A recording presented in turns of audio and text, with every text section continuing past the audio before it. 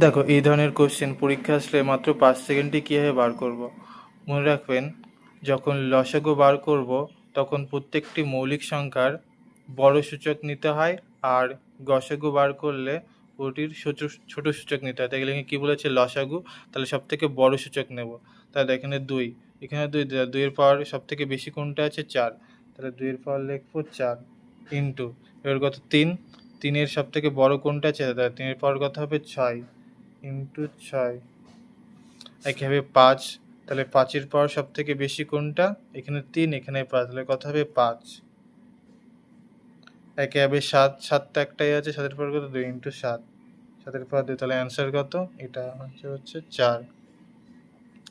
একইভাবে এটা দেখো, এখানে কি বলেছে, গসাগু, তাহলে সব থেকে ছোট পাওয়ার নেব, মানে ছোট সূচক দেবো। তাহলে 2 আগে কমন নিতে হবে, 2 কমন আছে, 2 লিখলাম। ওটি ছোট পাওয়ার, ছোট কত, 2-এর পাওয়ার 2, 2 ইন্টু পাওয়ার কত, 3, এবার 3 দেখো সব থেকে ছোট কোনটা, 3-এর পাওয়ার 4, তাহলে ইন্টু 3-এর পাওয়ার 4। একইভাবে 5, 5-এর পাওয়ার দেখো সব থেকে ছোট কত আছে, এটা, তাহলে 5-এর পাওয়ার 3।